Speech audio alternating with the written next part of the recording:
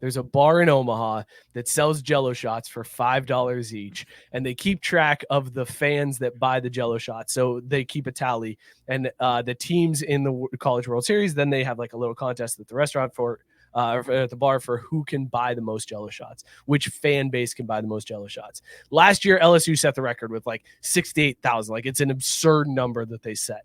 But Tennessee is now trying to give them a run for their money. Tennessee is leading this year. They're almost to 10,000 Jello shots, and they are over that now because a company in Knoxville, Weigel's, who I guess it's like a grocery store, gas station, Buc-ee's kind of thing, I would assume. They placed an order at Rocco's for $50,000 worth of Jello shots. And Rocco's will be sending them to Weigel's in Knoxville, Tennessee, and Weigel's will then be distributing them to rewards members where they will say, here, you've earned a Jello shot from the College World Series. So they ordered like 10,000 shots and have had them shipped back to Tennessee. I feel like this is cheating, Scott.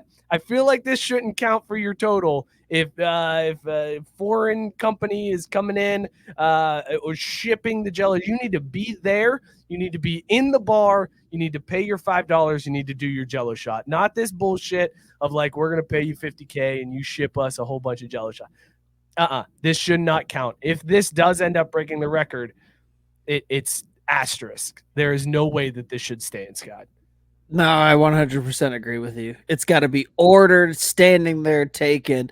None of this pre-arranged fucking. No, there's no type of deal that you can get on this. This record has to have some sanctity to it, and it has to be ordered in the bar, moment of, day of, in person, and like that's how it has to go. Like.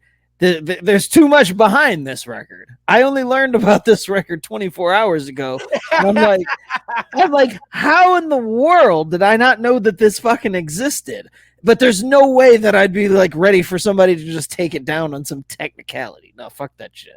Not cool. It still doesn't put them even close, though. Like, I think this barely takes them right. to 40,000. So they still have like 40,000 more to go to catch up to LSU. Which is insane, but at the same time, you still don't want anybody to be like, oh, it's a modern day record. No, this is no record. This is bullshit. This is fake. I don't know how they did it, but it's fake news. Apparently, Tennessee fans have used this in typical college sports 2024 fashion. They have said, listen, any Tennessee fan that buys the shot, they're not paying $5, they're paying $10.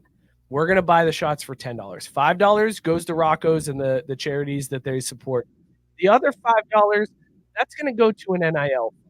So all of these Tennessee shots that are being taken, they're also paying $5 to an NIL fund to then get recruits to come play at Tennessee. They have tainted the Jello shot competition, Scott. I don't know what to make of any of this. I'm disappointed. I'm disheartened.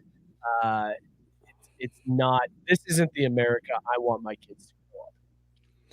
No, I don't like that there's two like fuckery stories going on with Jello shots in general. Like, how often do we get to talk about Jello shots and stories and it's people trying to goose the numbers? Get fucked with this shit. like 2 in 1 week? That's real fucking irritating. Like, is there nothing holy? Like, it's crazy, right?